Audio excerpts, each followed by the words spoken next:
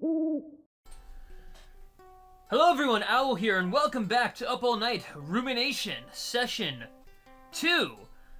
Session 1 didn't reveal much, except that Nick is still messed up, and that we're going to probably learn a lot more about Patricia later on. I just hit start instead of load, because I am an idiot.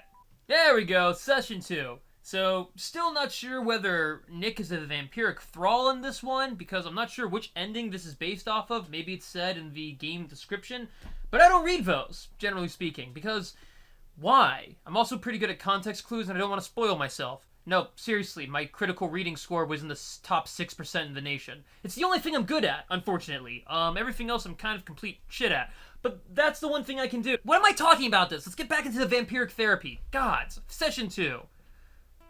Oh, he's smoking. Oh, he's all fancy now.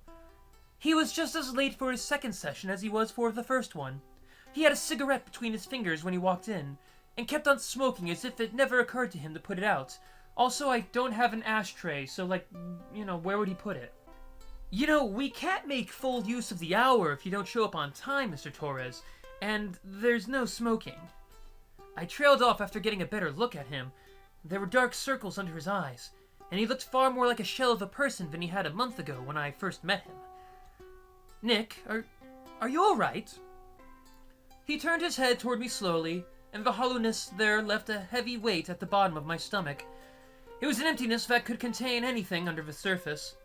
Because remember, we don't know which ending this comes from, and in one of the endings, he literally killed his own mom.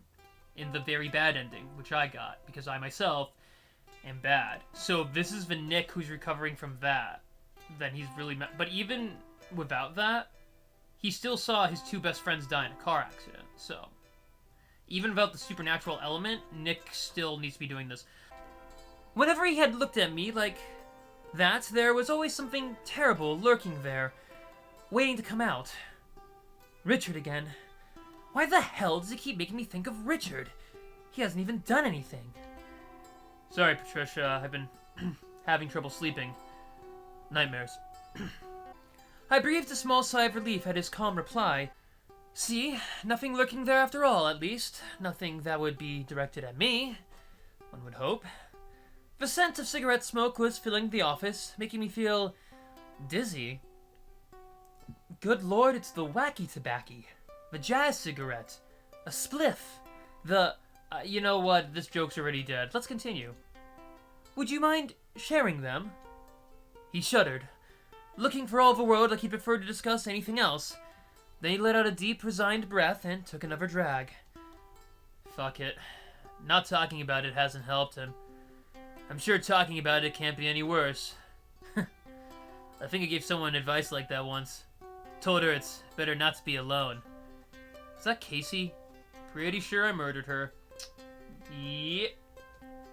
That is good advice, but everyone needs solitude sometimes. There's no reason to feel guilty if you do want to be alone. What nightmare were you having? It's about to crash again. Same old nightmares about the crash. The crash? He looked embarrassed.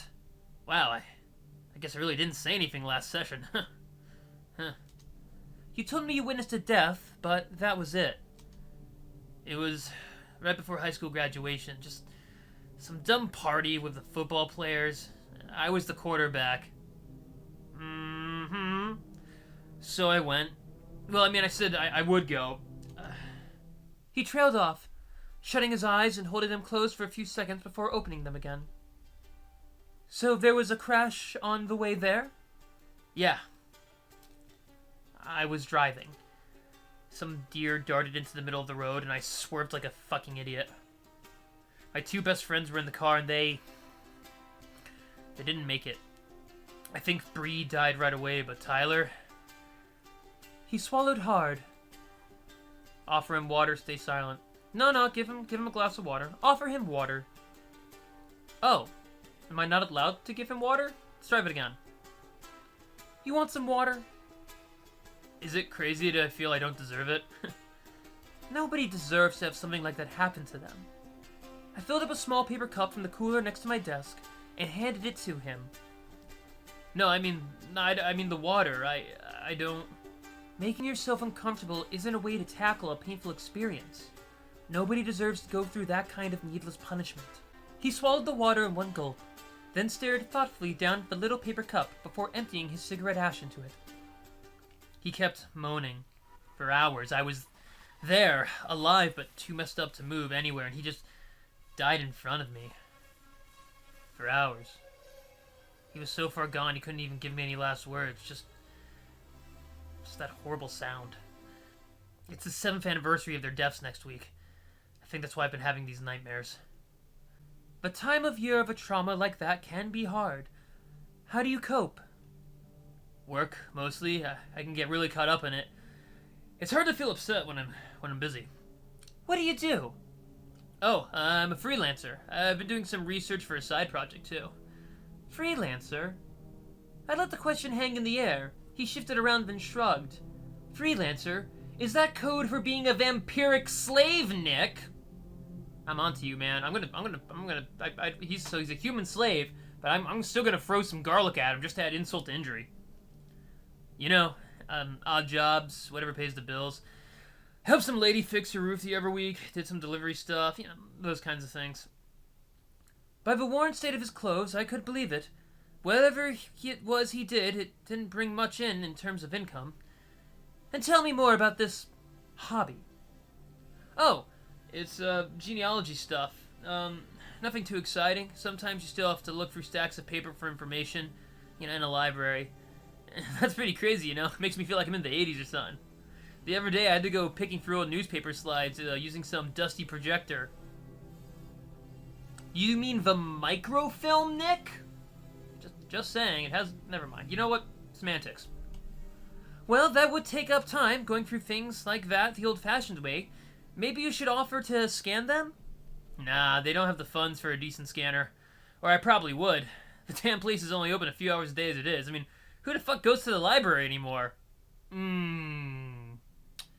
want to be mad at Nick, but he has a point. I used to go to the library all the time, but I haven't been in like 2 years because I have internet at home now. I can watch movies online, so I don't need to borrow movies. I don't need to go there for internet. And for books, I'll be honest, if there's a book I really want to read, I just buy it. Because whenever I would rent books, very often it would happen that they would be due, and I wouldn't have finished them, because I'm kind of a slow reader. However, a lot of people do go to public libraries to get work done. I know that at my town library, a lot of people use it as their office, because they don't have an actual office. But our library has everything an office needs. You know, we got computers, we got bathroom, we have a coffee machine. Just pick out a spot, put your stuff there, and get to work, you know?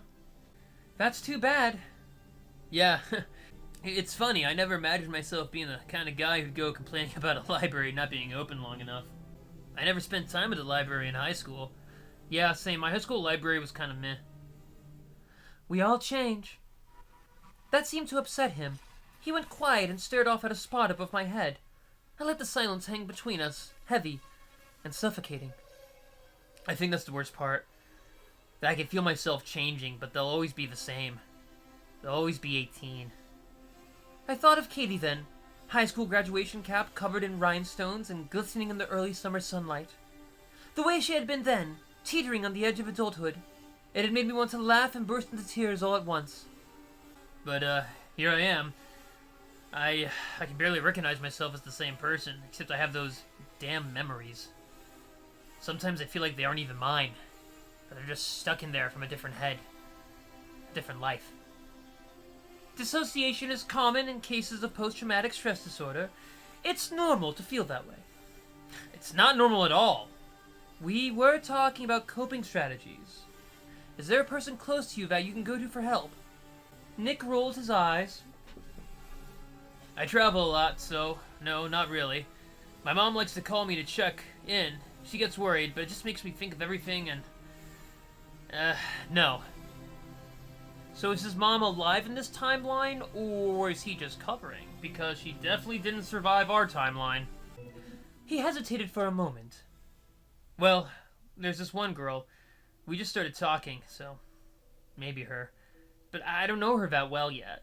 We get along, though. She's funny, and I forgot how nice it is to have someone funny as a friend. Well, I hope you can grow that into a supportive relationship. How do you usually handle relationships? I don't. Not usually. So you generally isolate yourself? You should try to be aware of your relationship boundaries then. Since this is something new for you, just be aware of how intensely you become involved. This is something you haven't done for a while, so just take it a step at a time. Yeah, I'll keep that in mind. I'll probably mess it up, but I'll keep that in mind. An example of that would be smoking in a private office without asking first. Oh, shit. I didn't think of it. Or, okay, I guess I did, but I figured it'd be okay unless you said something. Ask forgiveness, not permission. We discussed boundaries and relationships for the remainder of the session. Oh, a missed call. Maybe I shouldn't make him the last appointment of the day. Or I need to make my own appointment. I keep thinking about Richard. Like I'm the one to talk about PTSD. My phone had a couple of missed calls from an unlisted number. If you're not going to list your number, at least leave a text. Can't exactly answer during a session. An incoming call lit up my screen. It was from Katie, who usually preferred to text. Hey, are you busy right now? No, just finished the final appointment of the day. You're calling? You usually text. I could hear the shrug in her voice as she replied, Yeah, but I was thinking about some things. This guy called me a detective? Detective Fletcher, I think? I don't remember his first name. He was asking about Grayson Nash. The murder is old, but I guess he's looking into it again. What would we know about that? She died a few years ago after she moved away. Oh, it makes me sad just to think about it. All those horrible murders. It had been nearly 7 years since we heard about the murders at Aspen Lodge. Oh! That's where we were. A lot of people died there, and not very pleasantly. Right, okay, so this is circling back to the first game.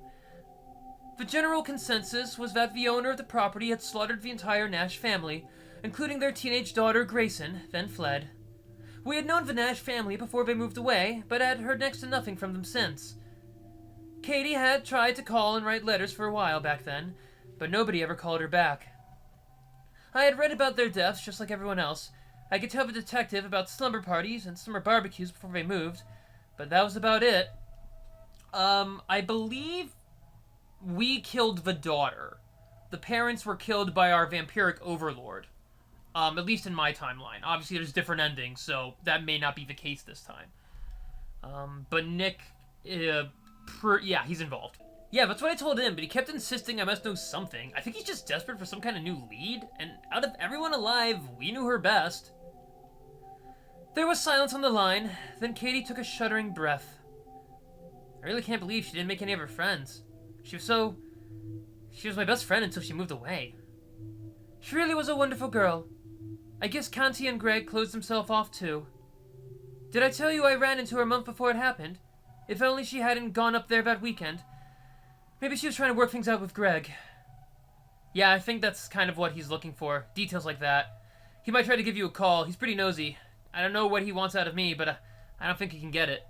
Don't think he got it. I'll keep that in mind. Is there anything else new with you? Not too much. I did meet some guy, but I think I save it every time we talk.